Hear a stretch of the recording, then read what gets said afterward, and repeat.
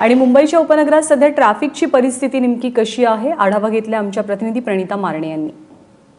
मुंबईत 2 दिवसाच्या विश्रांतीनंतर पावसाचं पुन्हा एकदा आगमन झालंय। मी सध्या मुंबईच्या अंधेरी परिसरामध्ये शहराच्या पश्चिम उपनगरामध्ये साधारण सकाळी 10 वाजेपर्यंत 12 मिलीमीटर पावसाची नोंद झाली आहे। मुंबईच्या पूर्व उपनगरात 16 तर मुंबई शहरामध्ये 32 मिलीमीटर पावसाची नोंद झाली आहे। पावसामुळे मुंबईची वाहतूक बरीच मंदावली आहे। रस्ते वाहतुकीला साधारण बोरिवलीपासून ते अंधेरीपर्यंत यायला किमान 2 तासाचा वेळ लागतोय। लोकल वाहतूक सुद्धा 10 ते 15 मिनिटं उशिराने सेंट्रल लाईन आणि हार्बर लाईन हे याच्या ट्रॅकवर पाणी साचल्यामुळे साधारण 10 ते 15 मिनिटं उशिराने लोकल वाहतूक सुरू आहे।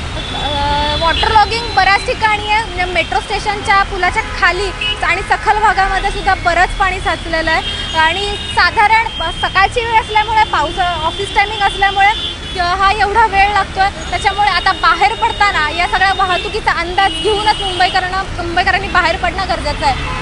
कॅमेरामॅन सचिन सह प्रणिता मारणे, एबीपी माझा, मुंबई।